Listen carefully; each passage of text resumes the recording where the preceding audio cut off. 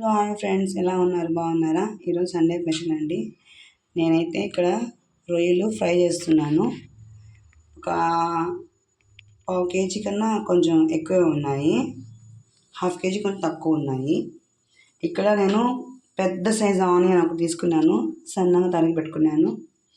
దీంట్లో వచ్చేసి కొంచెం ధనియాలు వేసి కొబ్బరి మసాలా తయారు చేసుకున్నా. 1 టీ స్పూన్ కారం తీసుకున్నాను, కొంచెం ఉప్పు తీసుకున్నాను. దీంట్లో ఏంటంటే నేను కొంచెం పసుపు, అల్లము, కొంచెం ఉప్పు వేసి హాఫ్ బాయిల్ చేసుకున్నాను అనమాట.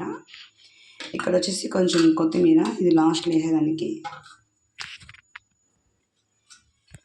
ఇక్కడ కడాయి పెట్టుకున్నాను, దీంట్లో ఇప్పుడు ఆయిల్ వేస్తున్నాను అండి. 1.5 స్పూన్ వేసుకున్నాను.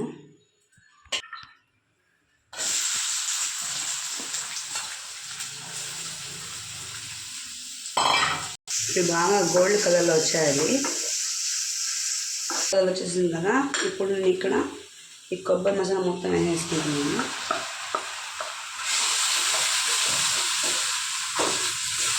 ఇక్కడ కారము, నేను కొంచెం ఉప్పు వేసుకున్నానండి, ఎందుకంటే దీంట్లో ఆల్రెడీ ఉప్పు ఉంది. దానివల్ల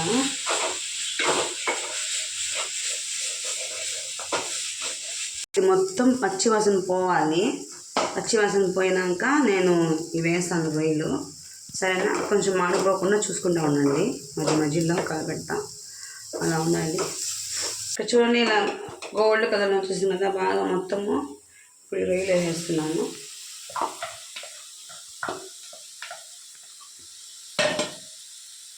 వాటర్ ఏమి వేసుకోకూడదు.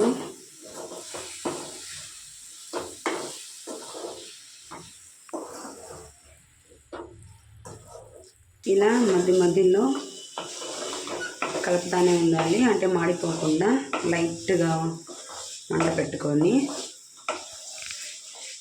మనకి గోల్డ్ కలర్లో బాగా వచ్చేయాలండి. ఇక్కడ నేను ఈ కొత్తిమీర మొత్తం ఇలా వేస్తున్నాను.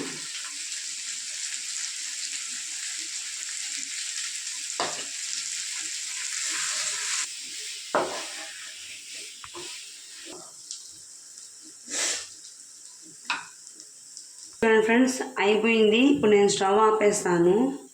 మీకు నచ్చితే ట్రై చేయండి. మా ఛానల్ని సబ్స్క్రైబ్ చేసుకోండి. కామెంట్ బాక్స్లో కామెంట్ పెట్టండి, ఓకేనా?